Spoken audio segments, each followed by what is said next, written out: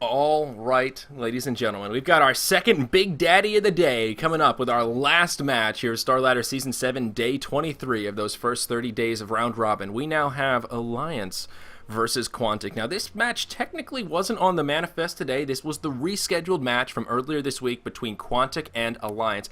Now, this is a huge match because the first match got rescheduled after the game was already underway. It was actually 50 minutes in, and then there was some issue with a disconnect and what have you, so we reloaded onto a new server, brought it back at the 50-minute mark, and at that point, it was just too close that the little nuances that the resume game doesn't factor in really were a big deal. One of them being the Druid's Bear. They couldn't use the items on the bear, so they would have had to suicide the bear and then resummon it, and that means the bear would have been on cooldown, which is crucial at that stage in the game, and at that moment, Quantic were pushing into the Alliance space. It was a total mess. So they opted to just redo the whole thing, redraft it, start from scratch, and see who comes out the victor. Now, the other outlier here, of course, the stand-in for Alliance. Black is here in place of Loda. We did just see Alliance lose handily to Navi in the match before this, and they just got straight out played. So it'll be very interesting to see, A, how the morale from that last match may affect Alliance in this game, B, how Black instead of Loda may affect them in this match, and C, if we're going to have a repeat of last time, because the last match between Alliance and Quantic, like I said, it stopped at the 50-minute mark, and it was still going strong. So, needless to say, we got a big-ass match on our hands. I'm Zayori. Joining me once again is Hippie. Buddy, it's so good to have you with me here. We've seen some great games so far. Clue me in. How you feeling about Alliance versus Quantic coming up here? Well, I mean, considering that Alliance, current world champions, versus Quantic, who's been playing like crazy, had excellent drafts, hasn't dropped a single game today, I'm really pumped. We've had a great day of Dota. I think we couldn't really top it off with any better match than this one. Yeah. I think that's a great way to say it. This is really, especially with all that additional stuff, the fact that this is a remake, the fact that Loda's not here, this is a big game. It really is by a multitude of factors. So let's look at this draft. And we've seen some really interesting drafting. Oh, God, pardon me. Oh, gosh. Already today we've seen some interesting drafting. And it seems that the kind of meta is slowly shifting. Treant Protector, for lack of a better phrase, I love this phrase, even though it uses a profanity. He went from bitch to bull overnight. He really did. He went from, you know what, we might pick him once or twice. Power Rangers tried him out. Now, look at this. First ban material. We saw him banned in the last game as well. And that's going to open up for Bat Rider first pick. Teams are more scared of the Treant Protector than they are of Bat Rider at this current state of Starladder Season 7, Day 23. Well, not just that, but you see the OD is the second ban from Alliance, which means they've been watching Quantic all day, because the two heroes that have carried Quantic through this whole day of gaming have been either the Treant Protector, the OD, or both.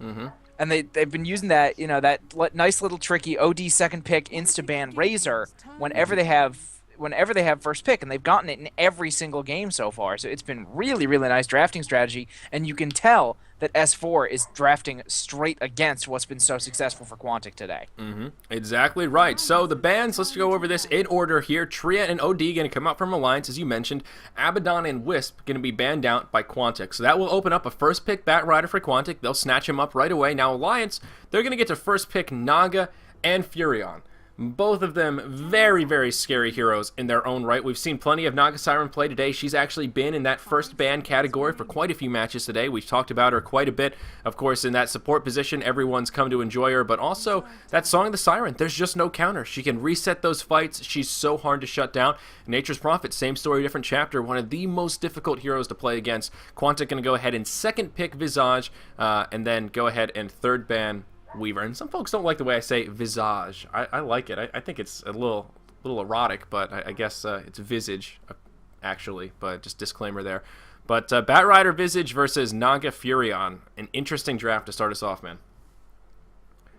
Yeah, I mean, it's just basically several powerful heroes for each side. I mean, every single one of those are top-tier heroes, and it's not, you know, it's not unusual to see any of them drafted, and they all leave the draft reasonably open. You have, you know, basically one core and one support for each side, but they're both cores that can be in various places on the map, and the supports that can be paired with a whole lot of different people. No one is locked into anything, which is one of the first things you want to learn when you're drafting, is how to not lock yourself in too early to a specific lineup, because then you just get counter-banned and counter-picked.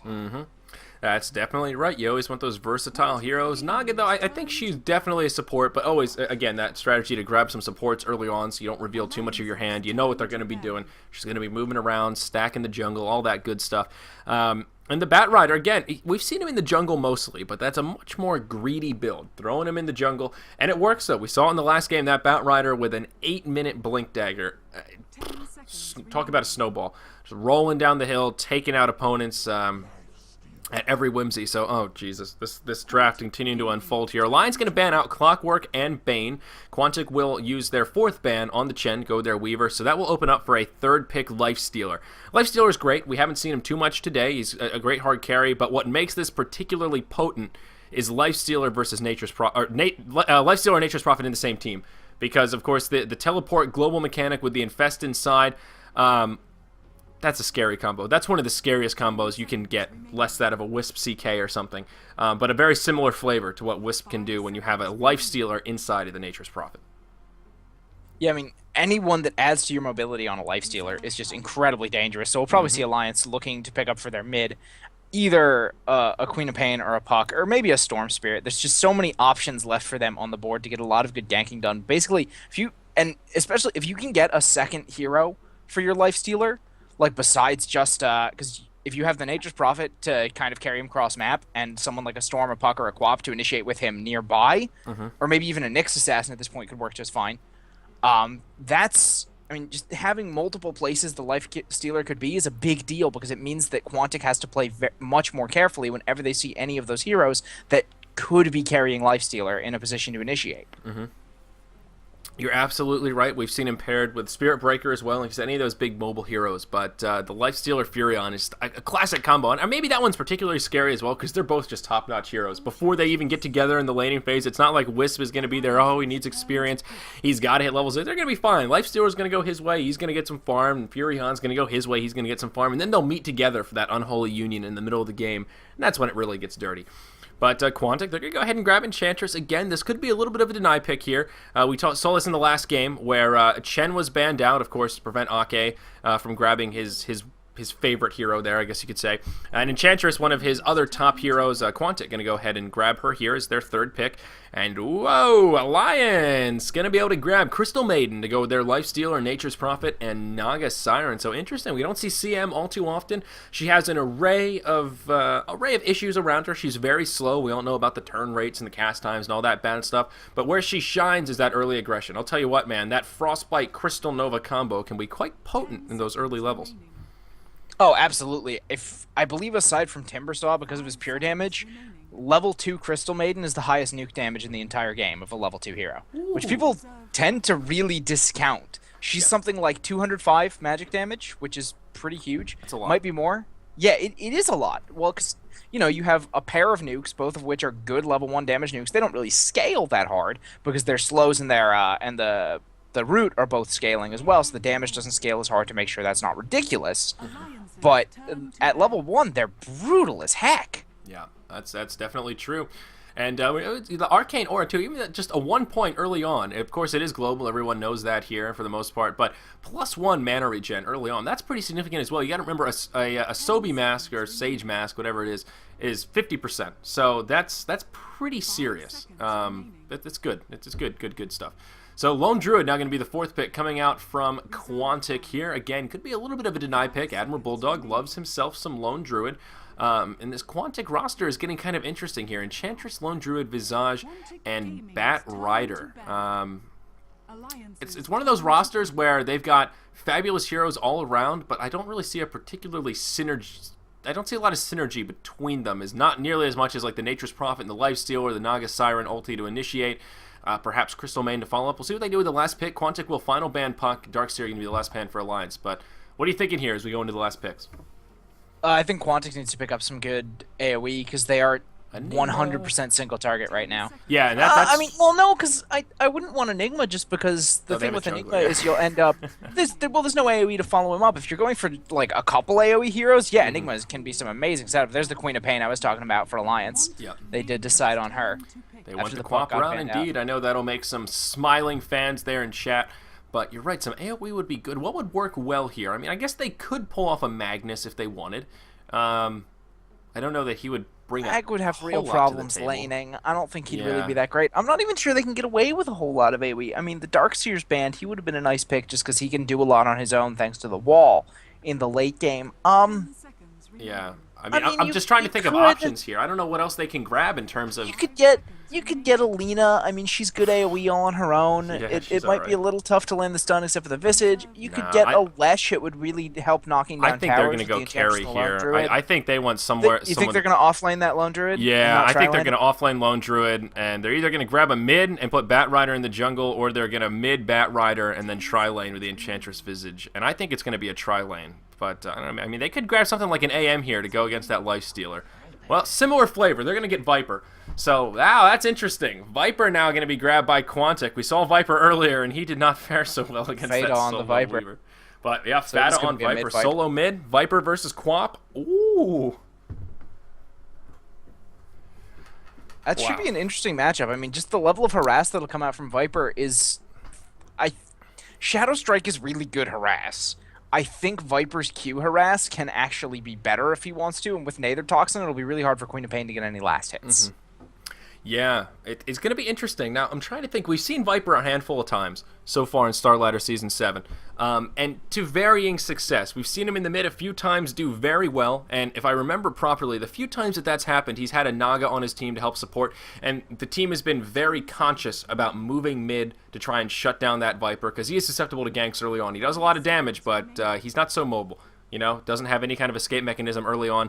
So if they can try and pick on him a little bit, put some pressure his way, that he may struggle. If they don't, if the opposite happens and they shut down that Viper early on, it could be rough. I don't know. We'll see how it works out. I think this mid lane is gonna be all about the support from the teammates on both sides in terms of both trying to gank the lane and also rune control. I think both of those are gonna play a big role in that mid matchup. Let's go ahead and introduce our rosters here for our final match of the day. It's been a long, great Sunday of Dota, and we're not done quite yet. Down in the bottom lane, we're going to have Team Quantic on our Radiant side, and this is going to be Sachka playing on the Lone Druid. Looks like he is headed down bottom into that safe lane. So let's see here. We are going to have the fucking Mad playing on the Enchantress, going to be headed down to that bottom lane as well, of course, into the Radiant jungle. Mania going to be on the Visage, headed down to the bottom lane to support in that nice friendly tri lane there. Fata going to be the one playing the Viper. He's going to be headed to the mid lane, and of course that leaves Miguel here playing the Bat Rider at present, headed into the off lane as he flies through some structures here. That's kind of cool. He is flying around the side of the map right now. What is he doing? What is going on here? Is he up to some shenanigans? Honestly, don't know. He's also gone boots first. So this is interesting. All right, Miguel's up to something here. He is long lane Bat Rider at the moment, so probably going to transition into the jungle Bat Rider. That pretty common off lane thing. Maybe he's just trying to box himself in the trees to get some experience early on here, so he can level up without having to.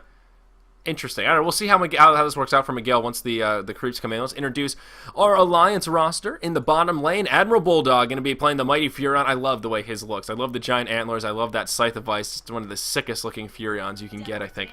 Headed down to the bottom lane. Of course, he'll be up against that tri-lane with the Lone Druid. In the mid, S4 going to be playing the Queen of Pain up against a solo Viper. That should be the interesting matchup we want to keep our eyes on. On the dire side of the map here, we're going to have Ake playing the Crystal Maiden. Did pick up a double damage rune at that 0-0 spawn. He'll be in the top lane with EGM on the Naga Siren, and of course they will be supporting their good buddy Black, LGD Black, the stand-in here instead of Loda for Team Alliance. So again, going to be playing that similar role, going to get a hero that he likes, and he's going to be able to farm away in total free farm heaven right now as Bat Rider is just hiding in the tree. So yeah, looks like Miguel just doing some crafty work to get a little bit of experience to start things off. He got a couple creeps worth of experience. That weird little play boxing himself in the trees there, but I guess it worked out for him.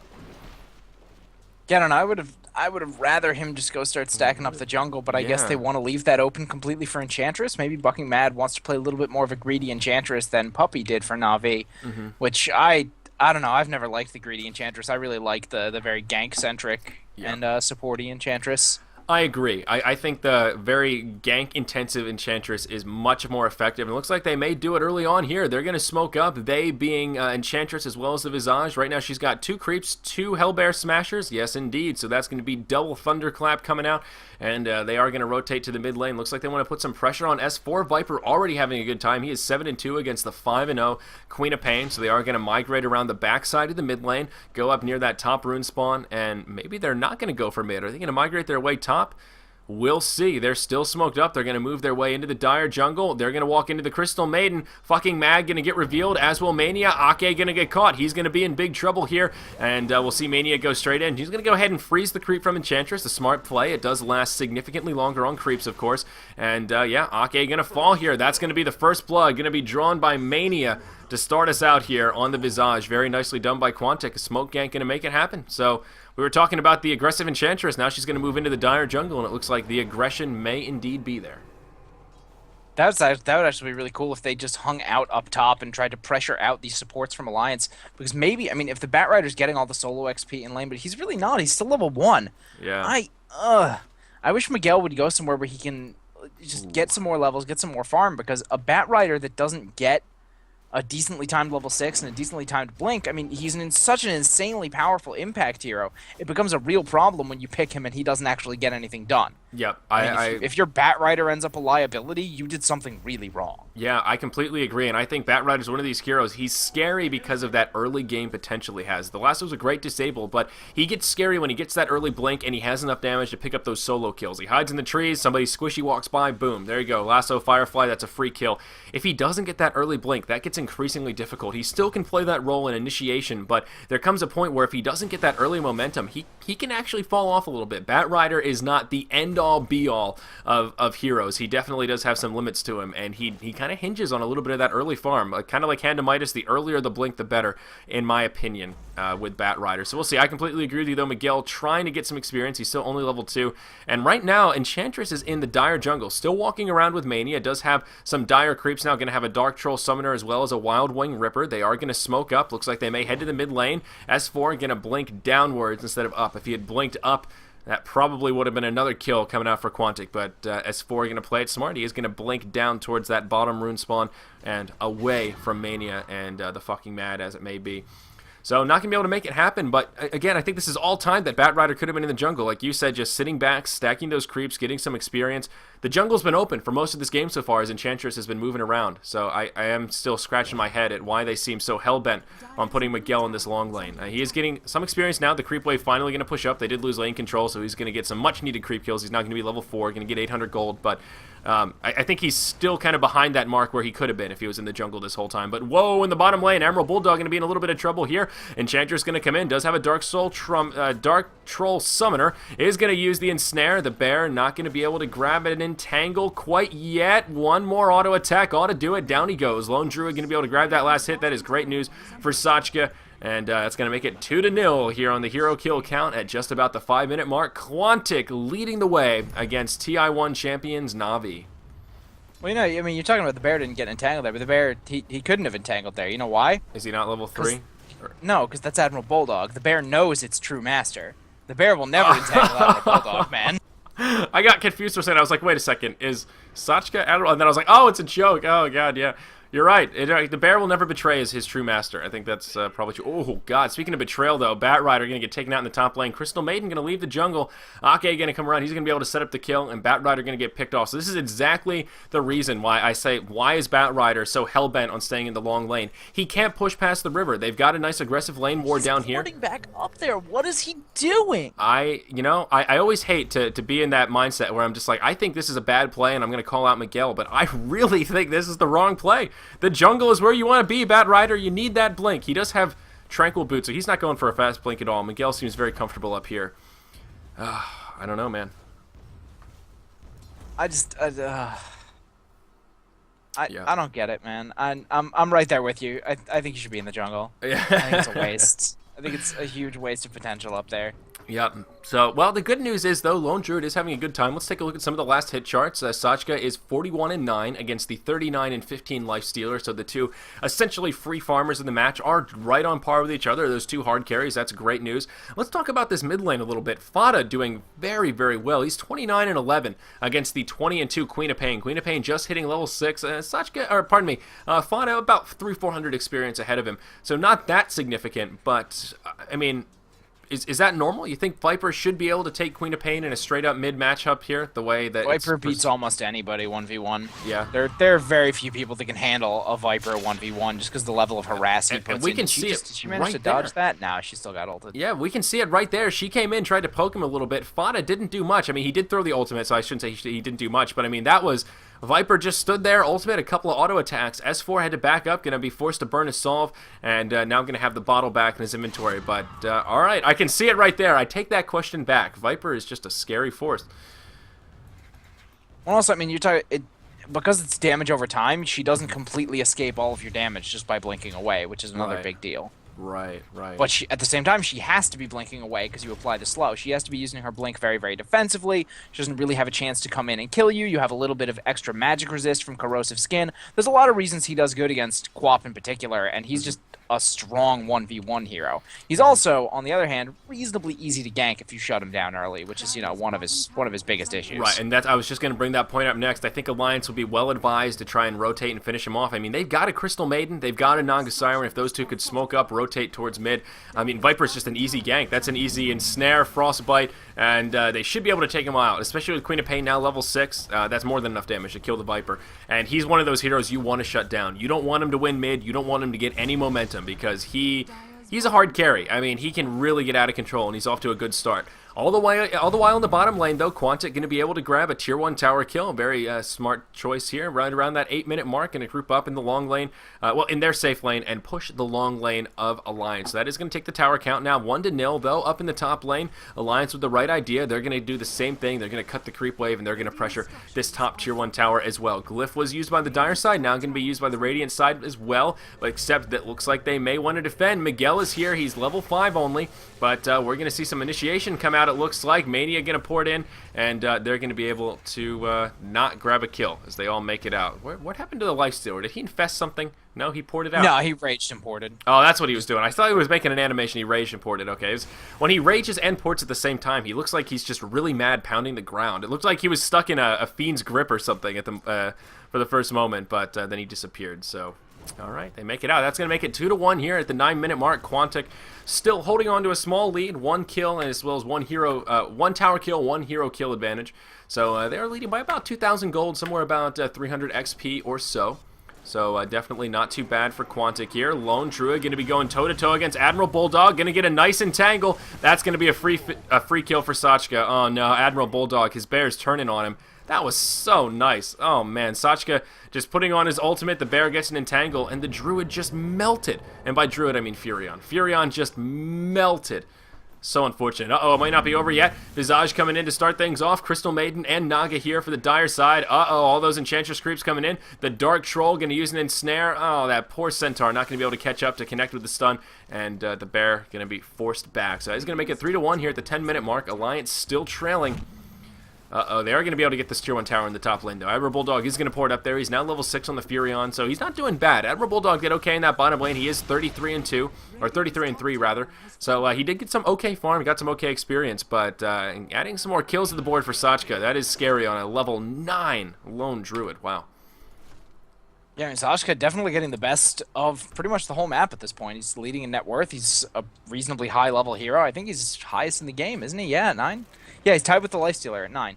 And of course the Lifestealer doing perfectly well as well, but all it takes is one route, and Lifestealer ends up in serious trouble against a Lone Druid. And the Lone Druid did go Hand-of-Midas first. He's got Phase Boots and Hand-of-Midas on the bear. And what did the Nakes get? He is not going Midas. So Black going to go a slightly different build here. Looks like he's going to be going for an early armlet. He's got the Helm of Iron Will, as well as the Phase Boots and a Bracer at the moment. So he could be going drums, could be going for a fast armlet. Either way, both items geared for a much more active mid-game than just sitting back and farming, of course, than if he had gone for the early Midas. Here in the mid lane, we're going to see Fada get engaged on, and oh wow, it's going to be a 4v1. That'll be an easy kill. Down he goes. Admiral Bulldog going to be able to grab that kill. as, oh, wow, Alliance really wanted to make that happen. That's now going to be 2-3 as they come in. Nature's Prophet going to be able to finish off Enchantress as well. That's going to tie it up. All of a sudden, Alliance starting to respond. It's like they have awoken from their slumber. They're going to have all 5 in the mid lane now as Black hops out of a creep, and I think they're going to be able to take this tier 1 tower in the mid lane. Of course, they did manage to push that tier 1 in the top, so now the tower count going to end up 2-1 in favor of Alliance. So they've been trailing for the first couple minutes of this match, but now they're going to level it out as they take the tower advantage. And everyone just going to back up and go back to farming. Also, Black did go for the Drum of Endurance, does still have the Helm of Iron Will, but went Drum first following those phase boots. Yeah, it was just such nice timing. He basically picked up the Drum, immediately infested Bulldog. They poured it in mid, got 2 kills, and took a tower. So, I mean, and you were talking about, of course, the power projection that the Nature's Prophet basically gives to that Lifestealer, since he can just jump along and ride along with him at any point in the match once he's level 6. And they just showed it right there, a 3v2 where, you know, Bucking Mad was coming in to try and do a little bit of slowing, a little bit of healing, and he's getting in there just as it suddenly becomes a 5v2. His buddy gets popped, and he immediately gets slowed and murdered as well. Yep. So it's just being able to have that Lifestealer dropped on you from anywhere, it's such a big deal. And along with the Drum, along with the aura he was giving his teammates, that tower was obviously very, very easily taken out. What I would like to see them do is try and get some wards up in the Radiant jungle, try and put some pressure on that Lone Druid, because no matter what, you're going to have problems in the late game if you leave that Lone Druid alone. Yeah, exactly. And I mean, I don't think Sachka could ask for much more right now. What is his GPM right now? He's leading the way on GPM chart at about 460. That's pretty good here for just about the 13-minute mark. Again, he does have the Midas on the bear, so that's going to make his farm just much, much better. We talked about that mid-game timing that Na'Vi had to hit in the last match, and it looks like Alliance may be the team. They don't have to quite hit that mid-game timing quite as much, but I think they will. It's safe to say they will get out carried with a Hand of Midas Lone Druid as well as a Viper who had such a great start in the mid lane against basically the Nature's Prophet and the Lifestealer. I think it's safe to say our Radiant side has a bit of a carry advantage there, especially in the late game. And also just the Midas difference. I mean, Nature's Prophet is going to be able to grab a Midas, so it is going to be 1-for-1, so I guess that'll be kind of nullified a little bit. But, yeah, I think that the onus will be on Alliance to be a little bit more aggressive in the mid-game here to try and get an edge before Viper and Lone Druid just overtake their poor little Lifestealer. Also, as you said, it just takes one root or Entangling Claws for that Lifestealer to really be smashing his keyboard in rage at the Syllabear.